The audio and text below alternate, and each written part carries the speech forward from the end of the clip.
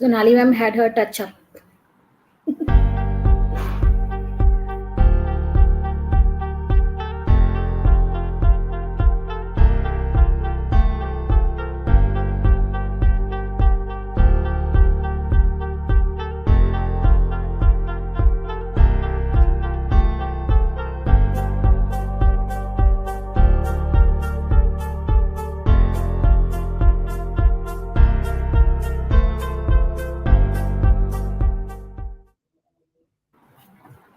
Hello and welcome to you all present here.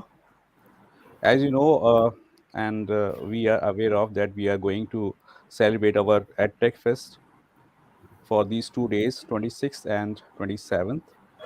So in this series, we have different programs from different mentors, from different GEGs. So right now we have the program from GEG Noida. So GEG leader Pooja Arora, I'll hand over the stage to Pooja Arora ma'am and her co-leader Deepika Sharma. So, ma'am, the stage is all yours. Please go ahead. Thank you, sir. Thank you so much. So, hello and good evening, everyone. On behalf of GEGs of India and GEG Noida, I welcome you all to the Edtech Weekend Fest. So, it's my privilege to initiate the session. Along with my co-leader, Deepika Sharma, we will be presenting a session on reflective teaching. Thank you, So, ma'am. once again, a heartfelt welcome to everyone. Uh, Educators, we have been hearing of NEP and metacognition from quite long. So, once I attended a session which said that it's not what we do for our children, but what we teach them to do for themselves, what that will make them successful human beings. So the same holds true for the teachers as well. So it's not what we uh, do for our teachers, but what we guide them to do and improve on their own teaching, that is going to uh, make them a better teacher. We all want to improve and we all have space for improvement. So here we are with our session on reflective teaching. Ma'am, can you please present the screen? Yes, ma'am, sure. So for this topic, we will take you through different subtopics. That is, what is reflective teaching? Why is it important? When to have reflective teaching? When can we reflect on our own teaching? And how it can be implemented? And last but not the least, what are the misconceptions that we need to deal about reflective practice? So I am Pooja Arora, leader GG Noida, and I have with me Deepika Sharma, co-leader GG Noida. So when I we hope are my screen reflecting, is it presenting, ma'am? not yet, ma'am, maybe in a few minutes. Okay. Because So when we are reflecting, it has already started sharing. Could you please okay, try it on your yeah, end? it's coming. Yeah, I think it's there. Yes, yes. It's Okay. coming up. It's coming up. Yes, it's there. Okay. So when we are reflecting upon something, that time what reflection really is. See, when we are standing in front of the mirror, it won't tell you that it can't do anything for you. Suppose I have to adjust my bindi, so the mirror is not going to do it for me. It can only reflect. How can I do it myself? So that is only what reflective teaching is. It involves examining one's underlying beliefs about teaching and learning and one's alignment with actual classroom practice. So, whatever we have been doing throughout our teaching process, how it can be made better. हम अपने गुरु खुद ही बन जाएं तो कितना ही बेहतर होगा. So not only uh, NEP, but National Curriculum Framework, it also recommends a shift in the teaching learning process, and that can be done by reflective teaching, where we are looking into our own processes, our own techniques, and trying to improve on our own. So, over to you, Deepika ma'am. So, as we are taking the session on reflective teaching, so let us first discuss that why reflective teaching is important. So, until and unless we are getting a reflection from somebody who is familiar with us, maybe a student or maybe our colleagues who are taking the classes along with us. So, if the reflection is not there, then those filling gap session could not be there. So, reflection is very, very important in the academic field and in the educational era of nowadays, which not only increases the perfection and the accuracy, but it is also encouraging the innovation which a teacher can involve in her sessions. It encourages the student engagement because the teachers themselves will work on how a particular topic, how a particular content could be delivered in a better way in the next turn, which I have found it out in my own reflection process. So reflection process is not just the student reflection, it can be teacher to teacher reflection, it my own self reflection could also be there. So reflective teaching is important, which overall benefits the entire educational system and is extremely important. So, as I said, it is required for the professional development, for student teacher relationship, and to cover up the problem solving skills, which are really important for the educational field. Now the question arises when to have the reflective teaching. Is it a particular time span? Maybe during the examination, or maybe out after the examination once the assessments are done? No. Reflection is a process which is ongoing, entirely continual. It's a cycle which is needed to be repeated once a particular task is being done.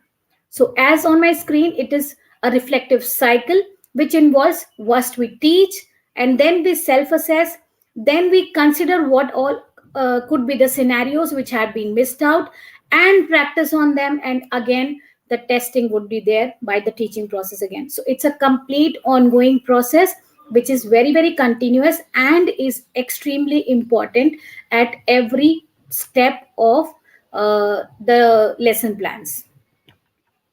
Now, if we talk about when to reflect, there comes the three statements that the reflection can be in action, it can be on a particular action, and it can be for an action.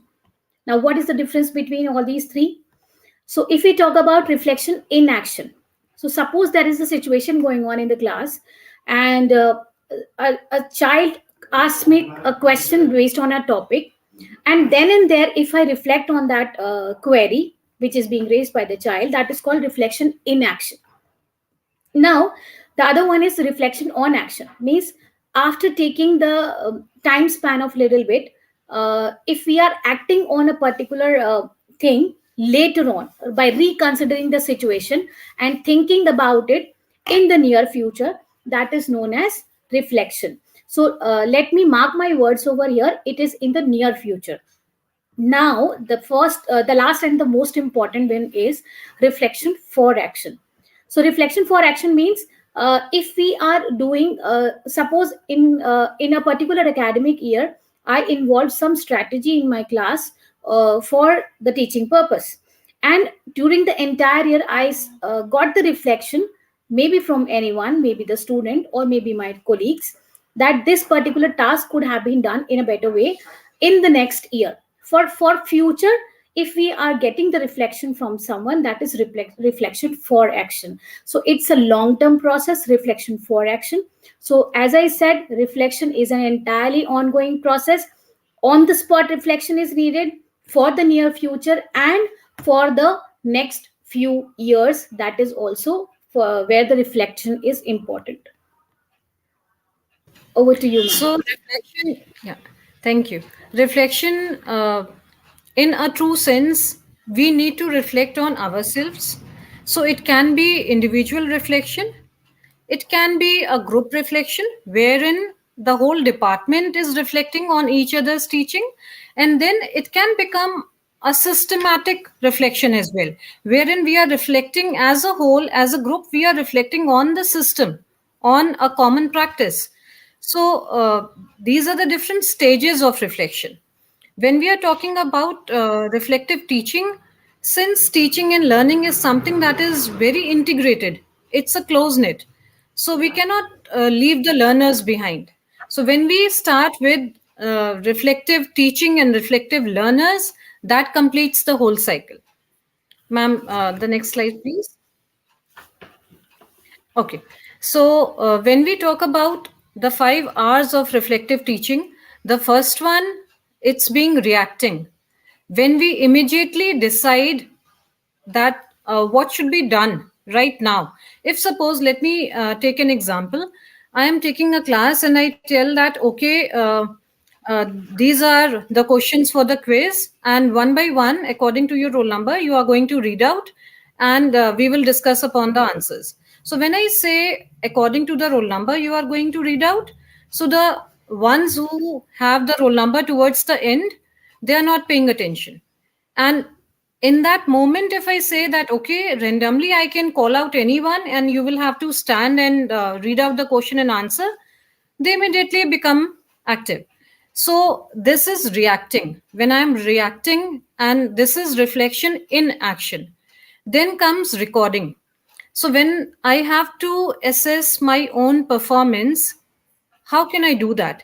Either I do practice sessions, or like we in our school, we do record each and every class. So that can be done. Then we need to review whatever we have recorded. If we go through it once, now this reviewing, it can be individually. I am reviewing my own session. I can seek help from my co-teacher. I can seek help from my maybe the HOD, whomsoever. So we can reflect as a group here. Then revise. What all changes do I need to do? Do I need to make after that? I need to redo some practices. Then comes what we need to rework upon. What is reworking? How will I put this in place, and what materials do I need? If I have decided upon that, okay, a particular strategy is not working with a particular class, so I need to deal with these students in a different manner. So, how do I rework upon them? And if I have come upon a decided upon an idea, okay, this is not working well with these students, I need to take it in another manner. So, what materials extra do I need for them? Do I have those resources? If not, where can I arrange them from? Then reassessing. Once I have reworked and applied that different strategy, is it working now? Or do I need to move on to something else? Or if it was working at a particular time of the year, will it work 6 months post also? So all these are the uh, 5 hours of reflective teaching. So when I talk about taking student reflection, so one method can be the students, they reflect on their own learning. So when they are reflecting on their own learning, it can be a traffic light pattern where they say that when the subject is going on, when the particular topic is going on, whether they are able to understand, and which topic they are not able to understand, even they can point out on that as well. So it can be taken in that form. Otherwise, what other way can be there? We can ask them to make thumb impressions of their own. So when they have thumb impressions on their own and the teacher is taking some concept in the class, she's putting up questions. So if they are having the green thumb, so that means yes, they have understood the concept. And if they show the red one, that means they have some doubts related to it. We can also have the parking lot strategy where talking about the offline classes which are there. So we can have a parking lot on the green boards, and they can park their questions there, which can be well answered by other students. So then and there, we are getting the student feedback. Yes, ma'am. So far, Pooja ma'am has talked about how the reflection could be taken up from the students based on the day-to-day life and day-to-day learning process. So now comes the analysis, which we used to do, and I think we all are very much aware of. That is SWOT: strengths, weakness, opportunities, and threats. So as a teacher, I should also be able to prepare my own SWOT. I should be able to understand what are my strengths, which could be an asset for me, what are my weaknesses which I should be working on, what all opportunities are coming to me which I can make up to the best, and what threats are there which I need to find the solutions for. So as a teacher, my own reflection as a person, that is my self reflection, SWOT analysis is a very very good method, and I think most of them are most of the viewers which are who are with us, they must be applying the same process in their own institutions as well. So this is one example of SWOT which one of the my colleague has done, and this is how they are presenting. No, needless to say, Google Slides are being prominently used for these purposes. So Google rocks. So another thing is Johari window. Now, this is also a kind of self-reflection process, which one can have to assess my own inner self, the things which are known to me, the things which are not known to me and not known to others. So Johari window is another kind of self-assessing and self-reflection tool, which can be good for you to understand your own areas of improvement and your own learning gaps. Now, other than that, during the sessions, one another thing, another kind of tool which can be used for the reflection purpose is video recording teaching practices. Now, during the sessions, whenever we take the classes on Google Meet, we if we are taking some topic, and after that, the child himself or herself will present on that particular topic, and the child is giving the reflection that how it is being done, then the teacher will be reflecting on that, that is it in the right track, is it in the same manner how it was being expected, or it has to be found out with some alternative way. So video recording sessions, they can also be revisited to have the learning gaps or maybe the areas of improvement which could be found out and would be worked on in the next few sessions. So as we came across the 5 hours, this is another very very important thing, important tool of reviewing our own practices so that we can reassess and rework on them through video recording. So Google Meet is doing serving the great purpose for video recording sessions. Now other thing which can be done, that is classroom observations. uh, During the sessions, there might be the observers in our classes, and those observers are the mentors, and the entire session is being mentored, is being watched, and then after that, the teacher who was being taking the class, the observer will be giving the direct reflection to them, and a way forward by the mentor would be suggested to the particular teacher, along with the target settings and all. So as on my screen it is clearly visible, it is a spreadsheet which is being prepared, which is being followed in our institution for the observation purpose. There the entire detail of the particular session will be there, then the way forward by the mentor would be there, then based on the way forward by the mentor, the teacher will be reflecting and will be setting the targets based on that, and after that the same topic may be combined together or maybe revisited in the class along with the evidences. So these evidences could be maybe use of any particular interactive tool for progressive learning, or maybe some any extra uh, template or infographics which could be designed on the Google tools, especially for keeping up to the mark which was somehow missed out and came out into the reflection process. So classroom observations is a very very good method for peer to peer evaluation also, and reflection process between the colleagues and the co-workers. Okay, so when we are talking about the student feedback or student reflection, so it's not only reflection. After reflection, what needs to be done? Okay, one thing is that, okay, the student has reflected that, okay, this topic is not clear to me. So the student is going to reflect on his own learning and going to decide his own pathway for his improvement. So the student needs to write there that how is he going to change, what plan he has for his own improvement.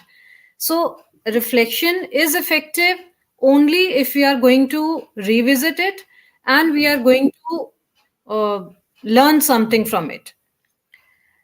Another way of reflective teaching can be writing reflective journals.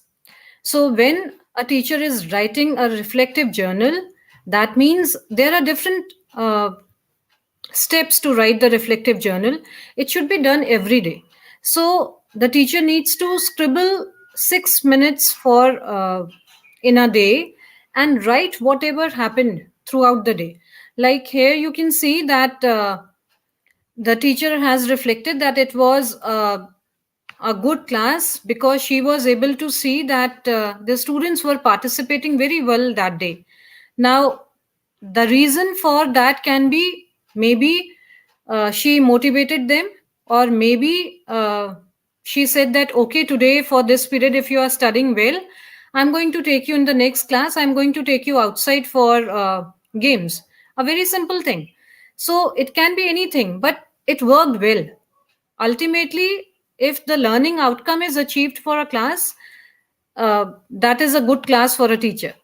So when we are writing reflective journals, we can revisit them at any point and we can reflect upon our own teaching, our own mental state and satisfaction as well. How much did we accomplish the task that day? And was it effective or not?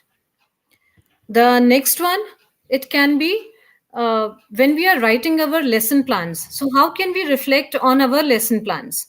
So, when we are reflecting on the lesson plan, suppose I sit together with my department and we decide that, okay, this is the way I'm going to carry out the session. And this topic would be covered in these many days, and these are the building blocks, and these are the activities that we are planning out.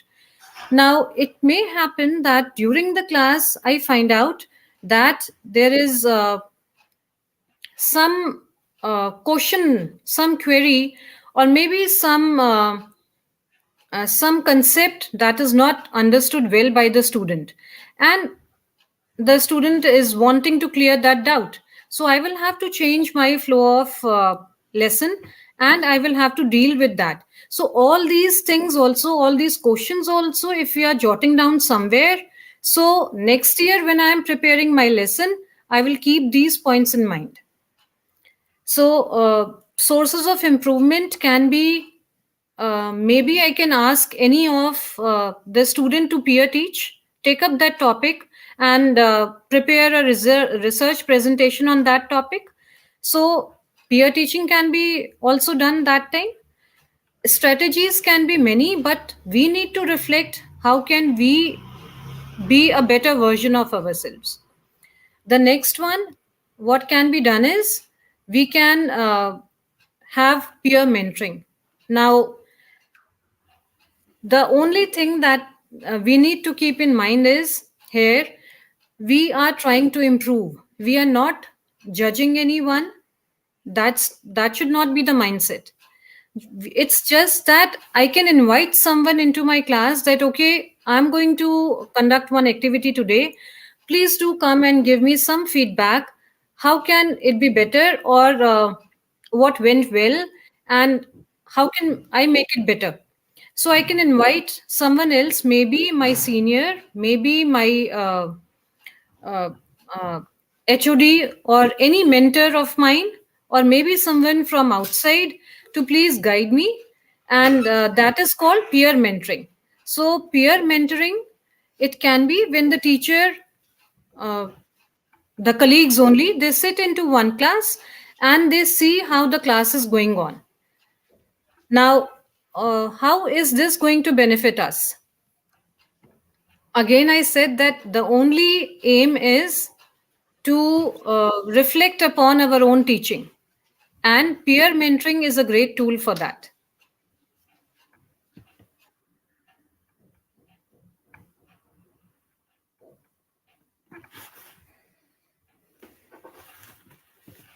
Now, so far we have discussed so many tools which could be a great asset for the reflection process in the educational era. So now suppose the reflection is being done. Now what next? What could be the next steps which could be followed? So we have done the reflection, we have done written the reflective journal also, we have done the peer mentoring, observations, everything is being done. Now what next? What comes the next? Then comes the actual working procedure, that is need to be think. We need to think about the actual flow what we have done, and then we have to notice the patterns, uh, how the particular topic is being taken in a class. Obviously we need to assess the other teachers as well, that what is the actual strategy by so and so ABC, and then have the next upcoming ideas which could be an input at a particular step, and then read over it, because reading would be helpful in analyzing a particular situation, and the journals and the web pages. So these are the next steps which could be needed after the actual reflection is being done in the class. So Pooja ma'am, I think you would Yeah. be going to this. Okay. So, when we are reflecting and the reflection is done, what next? For our improvement, what we can do is we can talk with our colleagues, with our coordinators. We can seek help from them. In what ways? अगर हमें अपने आप को improve करना है, हम उनसे बात करें, या जो सेशंस हम कुछ ऐसे अटेंड करें, we can go through the web pages, the websites, or we can post questions. Like we were doing our trainings as well, so that time also we used to uh, post questions and we used to disturb each other. So when we are disturbing, it's not really disturbing, it's like we are creating our own personal learning network, that's the PLN that we call. So we can think upon our own practices. Okay, today I planned this activity to be conducted this way, but I could not do it. So what might be the reason? Or if it went well, so what was the factor that worked for me today? So I need to think and reflect upon my own strategies. I should have ideas for change. Now, those ideas, if I am getting on from myself, it's very good. If not, then I can read certain books or maybe browse through some web pages for ideas, or I can talk to someone who can guide me, who can mentor me. I can ask for help. Like I said, that we can ask for help and post questions anywhere that we want. Yes, ma'am. Now, last but not the least, the complete process of reflection being done, but there might be some misconceptions about the reflective practice, which people should have, or which might be inculcating in the minds of the people around. So this is actually being tested in our actual area of work, that yes, these misconceptions exist. So sometimes people believe that why reflection is needed, it's a very very long process, I do not have time. So these are the few things which come to our mind whenever we think about that, yes, this uh, strategy of mine needs reflection. So it comes, yes, it's not worthy, how can I do it, it's not needed, I do not have time, time kahan se nikale, time milta hi nahi hai, and so on. So these are the misconceptions which need to be eradicated. Yes, reflection is needed for our own professional development and for our own growth even. So another thing which can come into the minds of the people around who are viewing us is it is not only focused on me, it does not directly affect my students. No, not at all. So far we have discussed many examples of the live class in which the reflection was actually directly affecting the students life. Students interaction is being improved whenever we inculcate these kind of reflective practices in the sessions. uh, in the previous few minutes we discussed that reflection could be from our peers, from our co-teachers, maybe the higher management people, or maybe anyone. So sometimes it comes to our mind that reflection is a negative process, कि अगर उसे review करेंगे तो कुछ ना कुछ गलत निकल के बाहर आएगा. Let's not do that. Leave it. No, reflection is not a negative process. It's not about pinpointing someone. It is about just finding out the areas of improvement. So together, if we work on something uh, for the betterment, obviously, how can that thing be a negative process? So reflection is not at all a negative process. It is for the betterment of the educational field. It is for the betterment of your own self. Now reflection is a solo process. How will I know that I have improved? So for that we have given the solution uh, of peer mentoring, of observations in the classes, which directly involve the people around us who can help us in assessing our own growth graph, because it's not a solo process, it's a teamwork which is directly involved in the reflection process. So these are the things which can come into an individual's mind if they talk about that. Yes, reflection is needed. So reflection is needed at various steps. It's a continual process which is required for every individual being for their own growth. So that's all from GG Noida. I think it was a great session, and we have discussed many things about reflective teaching, that how it is needed, why it is needed. So as Pooja ma'am said, that NEP is also recommending on vocational training of the students of a variety of subjects and all. So if a particular subject being suppose many of our viewers must be the academic heads.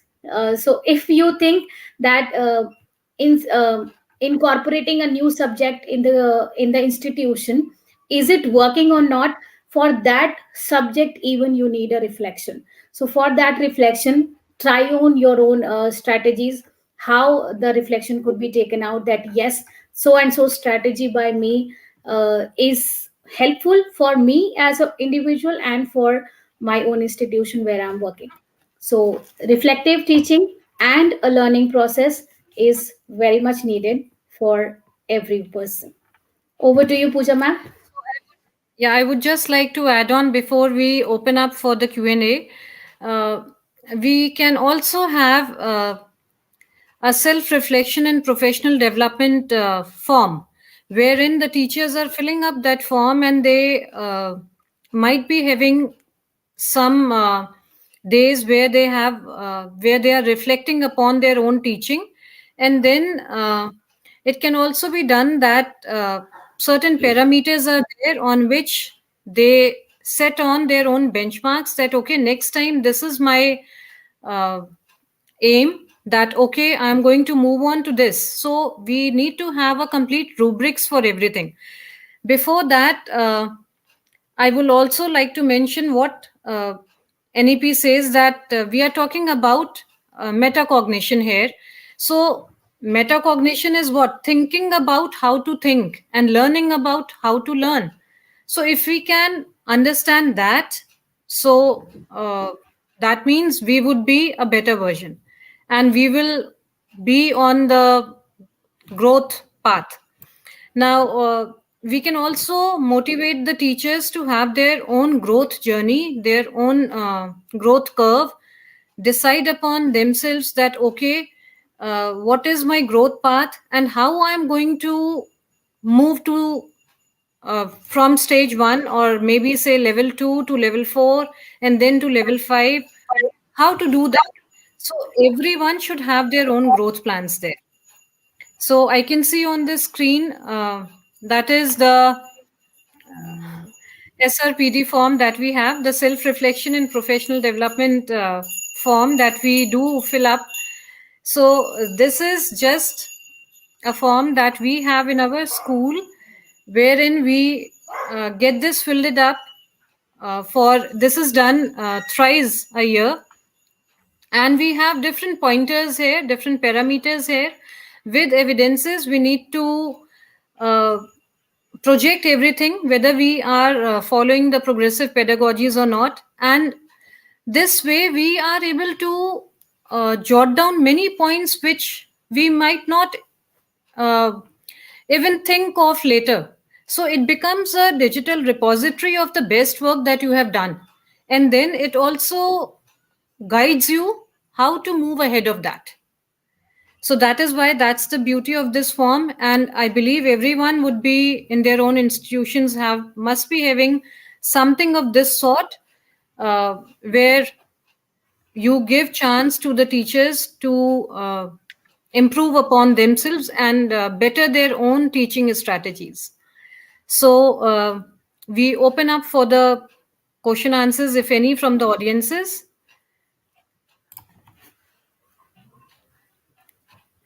Sir, do we have any questions? Pooja ma'am, yes, there is a question from Rihanna Madok.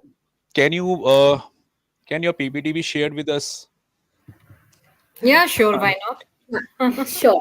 The Yes. resources we have planned for, they are getting again, a repository is being made for the entire EdTech Fest. So resources are there, and yes, it would be provided if needed. And there is no question, ma'am. And this session was excellent session, and we have been benefited by your presentation, the refractive teaching, how to make it so refractive. So, very good. Thank you so much. Thank you, sir. Thank you, sir. Thank you so Bye. much.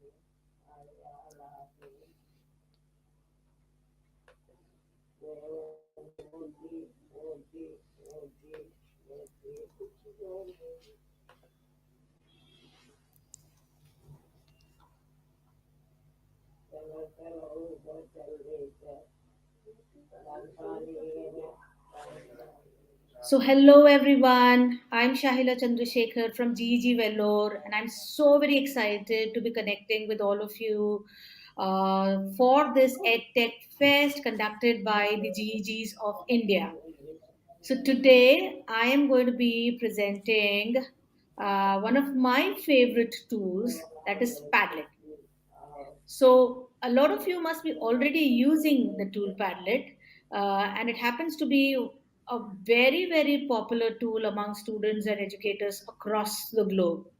So there are a variety of reasons for its popularity. Not only are the templates very interesting and attractive, it is, I think, one of the most user friendly and effective collaborative tool that is available. So, my purpose of today's session is going to be in helping all of you understand the different ways in which the tool Padlet can be used. So, a lot of classroom activities that we engage in, uh, like assessments, conducting reading recitations, and a lot many more. If I tell you that many of them could be easily done with the help of a Padlet, would you be surprised? Uh, so that's the purpose, as I said, of today's session. We were going to actually look at what are the different ways in which this tool can be used. So I am going to be actually starting with the session with what is a Padlet and how to access it for the new users. But as I said, the major focus of the session is going to be different ways in which this tool is going to be used. Okay, so if you all are ready, let's get started. So let me begin by first telling you how to access a Padlet. It is actually very simple. You can go for the Padlet application, which is available for both Android as well as iOS, or simply go to padlet.com on your browser. So when I go to padlet.com, this is the page that opens up. And if you're a first time user, obviously you know that you need to first sign up. Okay, so when you click on sign up, you get three options here. Either you can sign up with Apple or with Google or with your Microsoft account, or you can just sign up with any email. Okay, so after you have signed up, this is the page that you get. So this is my dashboard. Um, and as you can see over here, there are already two Padlets that I have created, which you can see on my wall. And in addition to this, on the left hand side here, you can see a whole lot of uh, uh, features, tools available. And on the right hand side, you have two important options. One is join a Padlet, and the other one is make a Padlet. Okay, so as an educator, um, if I want to create a Padlet on which I want my students or other participants to contribute, I would go for make a Padlet, or join a Padlet would be when I would want to join a Padlet which is created by somebody else. Okay, so right now I am going to go for make a Padlet. So when I click on make a Padlet, so you see that there are a whole lot of options which are available. These are various formats. In all, there are 7 formats which are available, and each of these 7 formats have their unique features. Okay, so most of the time for normal process, we use the wall format just to get inputs from different participants, maybe in a meeting or in a webinar or anything like that. So most of the time we use the wall format, but then as I said, each of these formats have its unique features. Okay, so um, we will be talking about these a little later, but then let's say for now I'm going to go for the wall format, okay, which is the most commonly used one. So as you can see here, there is a default background that was chosen, and I kind of like it, so I'm going to retain this. So here you have the options to personalize it. So I'm going to give a title to it. So let's say this is for class 7th, and description is where you can add the instructions. Maybe children, I would, students would like to get you get your inputs on the topic, why is it important to save the environment.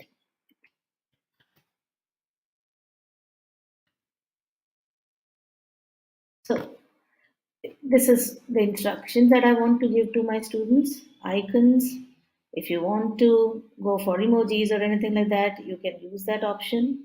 And then you have here, as you can see, the wallpaper. Right now it is showing you the default one that is chosen, but again you have a whole lot of options, and that's a beautiful aspect about Padlet, that the backgrounds and the wallpapers are simply fantastic. Okay, and the color scheme, I'm going to go for the white one, the default one that is chosen. You have 4 options for font, and whether you want the participant's name to be displayed, you can select this.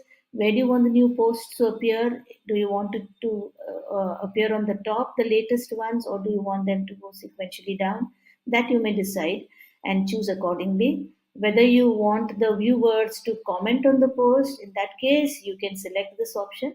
Okay, whether you want the participants to grade it, now the grading could be done in the form of either likes or stars, you can choose that. Okay, now require approval, this is a very important feature. So if I select this, that means if somebody is contributing to my Padlet, it will not be published unless and until I approve that post. Okay. So we will see how this can be used in our classroom teaching a little later. Okay. Then filter profanity. So if there are any bad words, it will automatically replace it with the other words. Um, so that if you want, if you think it is required, you can select that. And I think these many features are the basic ones that I think will be required for anybody to use a Padlet. So I'm done with the settings that I wanted. So now I click on next, and here it is. It says that you're all set to start posting. So I'm going to click on this. So this is my Padlet that is created. Okay. So here, how do I post? Okay. So first thing is I can double click anywhere on the wall, and I know that I get this option. So I can decide the subject. In the subject, if I want my name to be written, I want, you can instruct this to the students that in the subject column, you could write your own name so that you know this post is coming from whom. Okay. And then the students' inputs. I think it is important,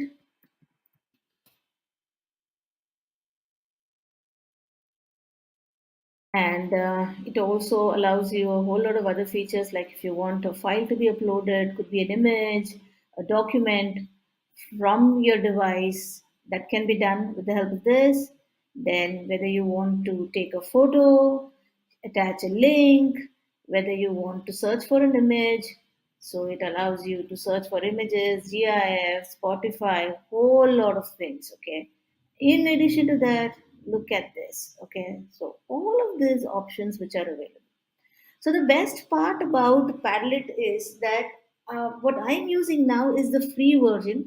So you have the free version and the pro versions or the upgraded versions. The free version is called as the neon version, and now I think the nomenclature is for the upgraded versions. You have gold and platinum. So the free version has all the features that are available for the pro versions as well. The only thing is, with the help of the free version, you will be able to make only 3 padlets at a time. Okay. Whereas with the pro versions, the upgraded versions, I think the uh, gold one allows you to make 20 padlets, and the platinum one allows you to go for unlimited padlets. And obviously, with that comes the storage capacity as well. So I think even that is more in case of the pro versions. Okay, so the media storage is what I'm talking about.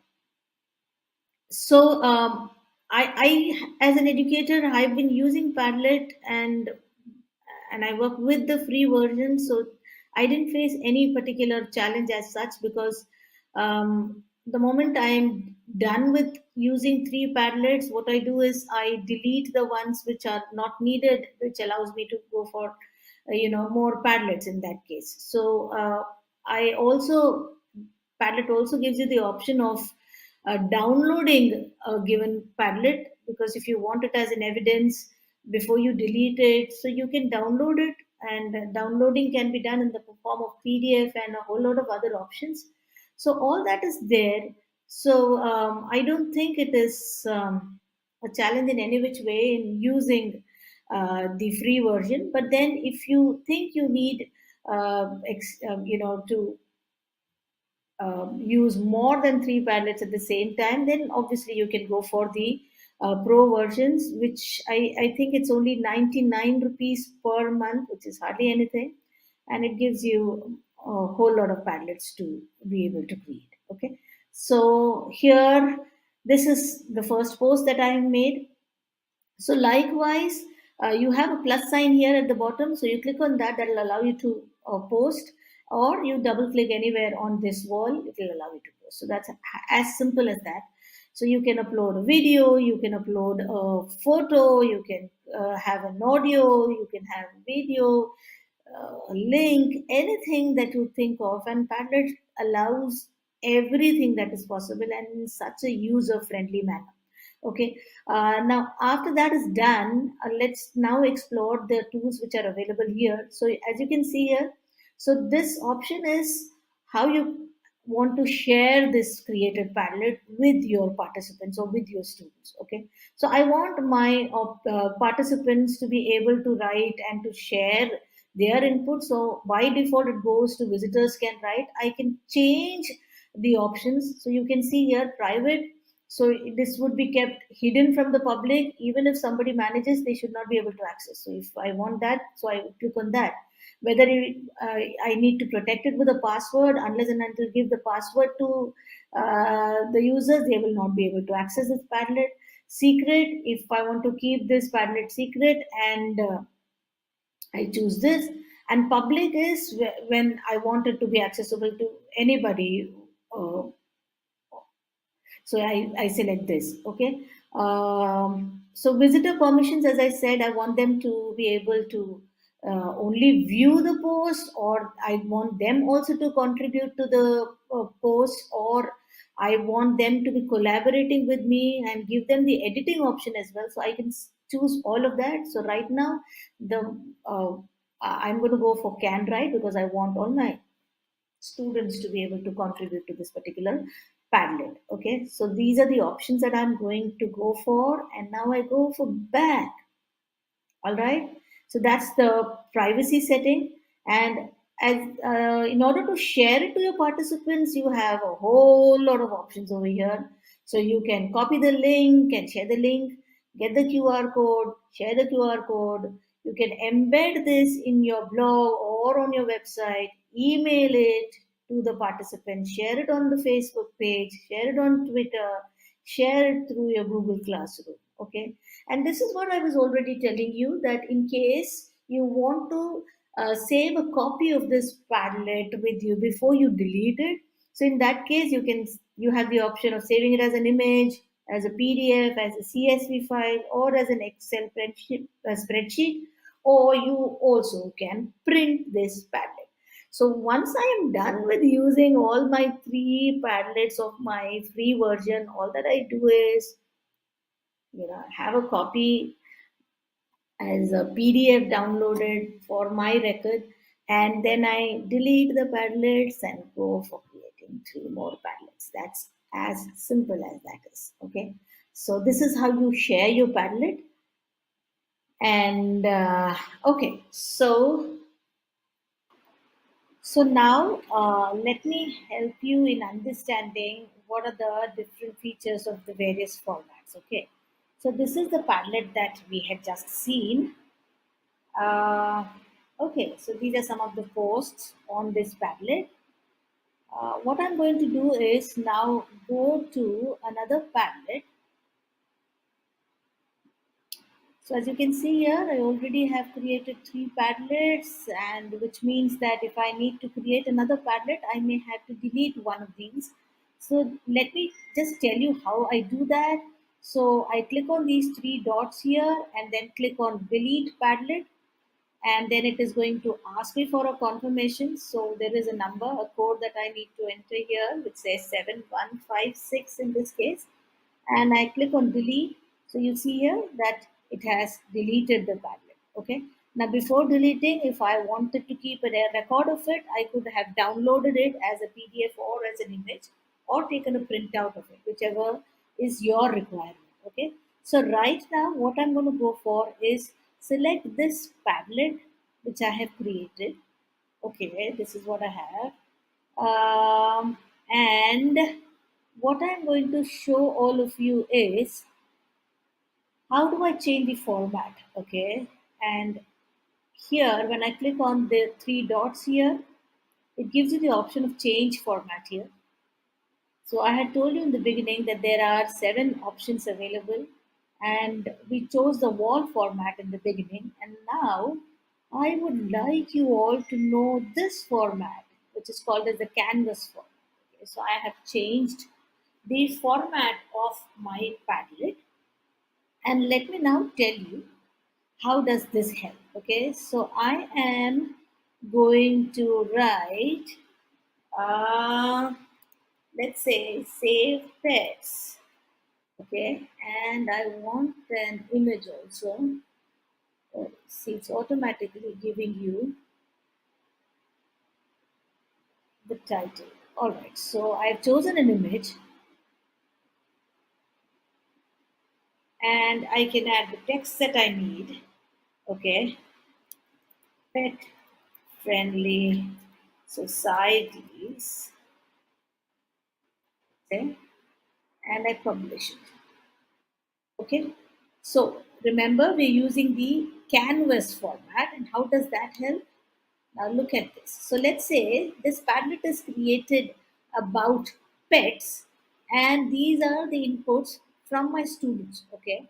So if I want to show a linkage, okay, so I click on the three dots here and it says connect to a post. See, this is so beautiful. And I want this because this is linked to this particular post that is already here. I want to show a connection, a relationship between them. So I click on this. So now you see it shows a link between this post and this one. Okay. So if I add another one, let's say, um, so let's say water, and I'm adding an image. Let's say I go for a GIF, okay, and I publish it. So you can see here, if I want to show a linkage, okay, so if I want to show that there is a connection between this and this one, so you see, so this can be used very nicely for establishing or explaining relationships between concepts. So you can make a concept map using the canvas format. Okay. And as I had already mentioned, you can always change the formats as per your requirement. Now, if I want to go back to the wall format, so let's see, the same posts are now aligned like this. Okay, so depending upon your requirement, educators, you can choose the format because each of these formats have a purpose. Okay, so you can make concept maps and establish relationships and connections between the concepts by using the canvas format. I hope this was useful for all of you. Okay, now the next thing that I want you all to know is uh, yeah, another very interesting feature is the shelf format, and this is one of my favorites. Okay, so I'm going to go for the shelf format first. Okay, now see here. So let's say I want my students. So section one, I'm going to name it as animals. Section two, plants. In section three, let's say microorganisms. You can add as many sections as you want. And how is this going to help? So when you share this Padlet, which you have created with the section headings, and then you share it with your students, now your students will choose, like if they want to add about plants, they will add it under this heading. So let's say if I have a student writing that they can prepare their own food. Okay,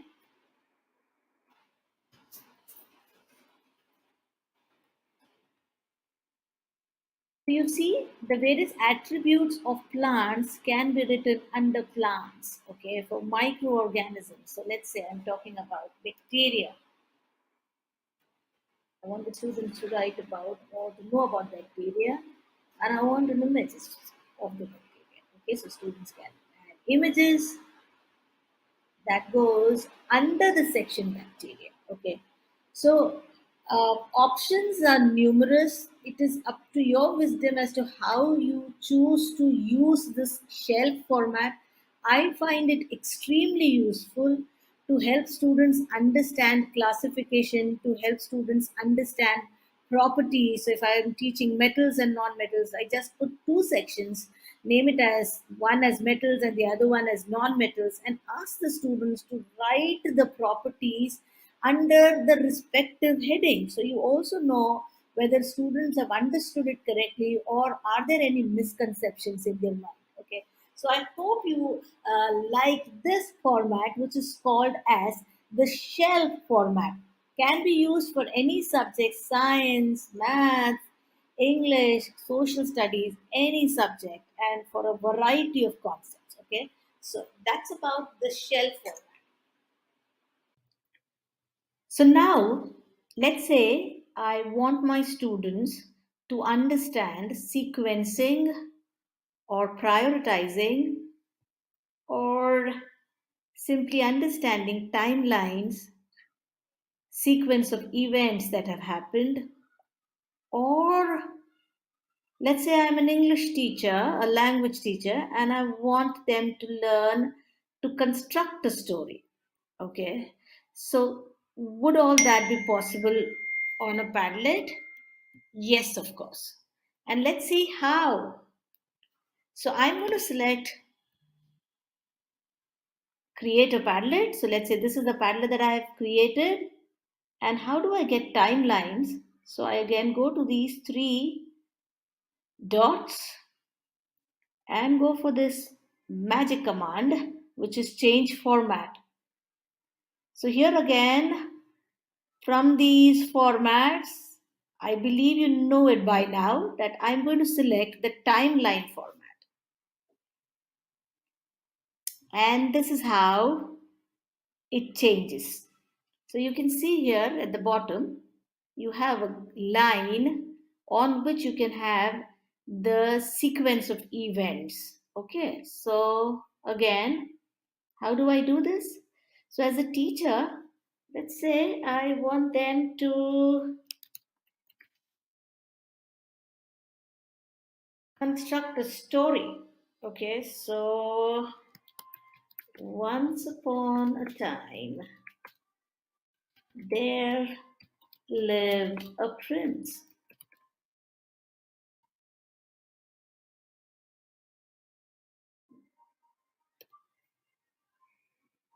Okay, and I think I should be adding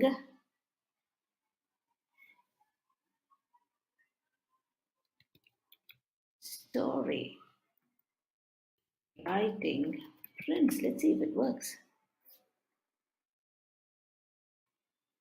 Oh,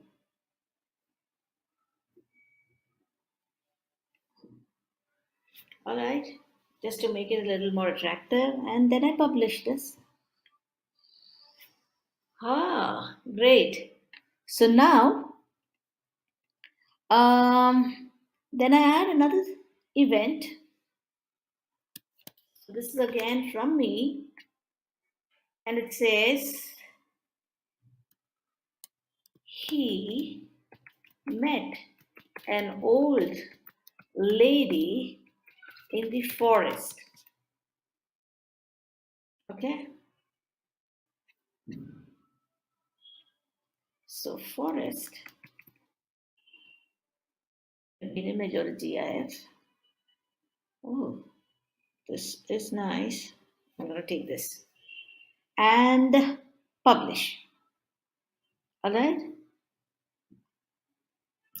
and then again, maybe another prompt, and it says they then lived happily ever after. That's how all the stories end, don't they? Okay. So these are the prompts from the teacher. Now I share this Padlet with my students, and you know by now how we do that. So you click on this share option, and then you have a whole lot of options here. Either copy the link and share it with the students, get the QR code, or email it, share it on the Google Classroom, a whole lot of options. Okay. So now, what is important for you to know here is, now when this Padlet is accessed by the students and they add their posts, okay, their inputs. So let's say this is from Sia, and she says that the old lady was cunning. Okay.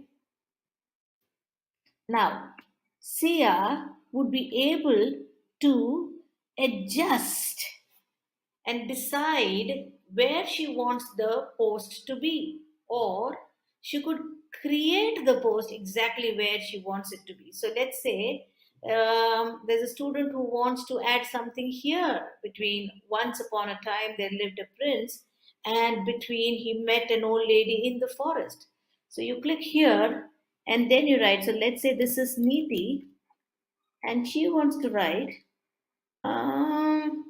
maybe he had 7 sisters. Publish. Okay. So you see, it goes here. So what have we done? We've just created a simple Padlet with the option of timeline format, and we've created prompts and shared it with the students. And it is the imagination of the students, and that'll help them in actually constructing, building up a story. So the same format could be used by a social studies teacher. So if the teacher wants the students to revise or recapitulate maybe a sequence of events, maybe about the French Revolution or the World War, okay, I'm just giving some instances here. So you could just create these prompts and share it with the students, and they'll be able to either sequence it, arrange it, or create their posts at the proper place. So now to the final part of my presentation, and I am going to present a very, very amazing aspect about Padlet, and which is going to be really useful for, I think, particularly social studies teachers. So let's see what is that. Okay, so for that, I have to create a Padlet, and let's say I want to teach students about different places on map, or I want them to give information about the places that they visited in their last vacation. So how do I do that? So this is the paddle that I created, and I choose the format to, yes, you guessed it right, it is the map format. Okay, and you see the magic. Okay, so I get the map format here.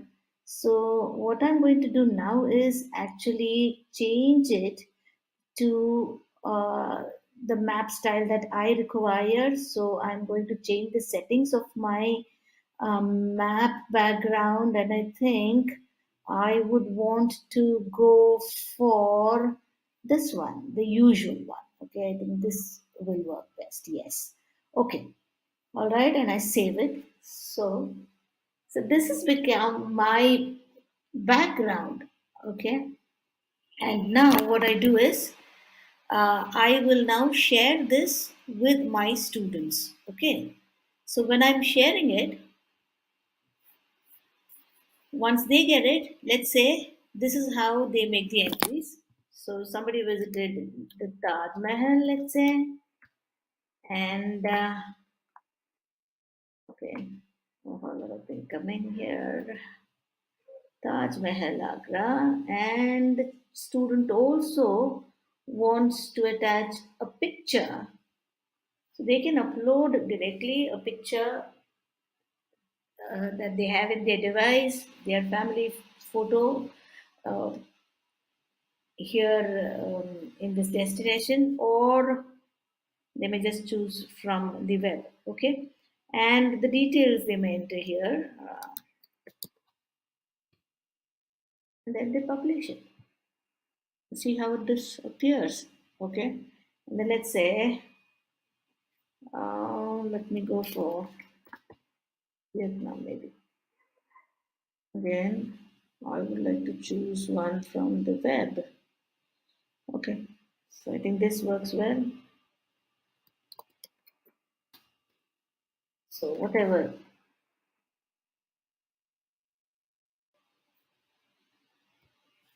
descriptions that needs to be given. Okay, so you see how we can use the map format, and you can enlarge it or decrease it to choose your requirement. Isn't this amazing? Okay, so these are different ways in which this amazing tool called Padlet can be used. I hope all of you will explore these options further and use it with your students. That's all from me. Thank you so much.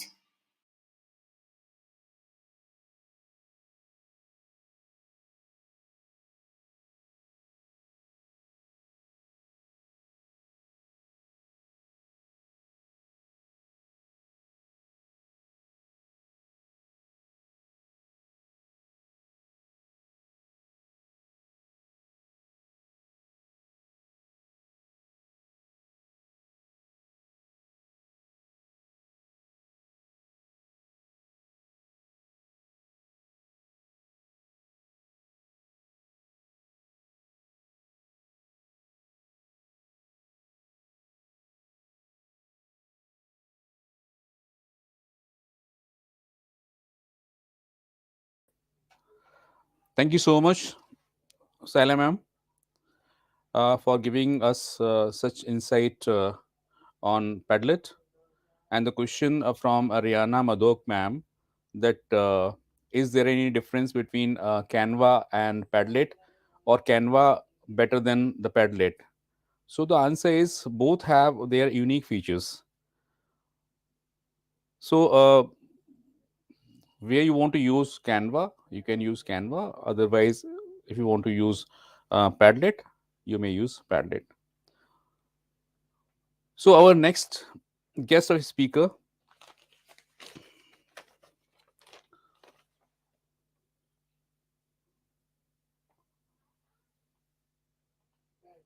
is Mr. Niranjan Wala for the topic Google Form in language classroom.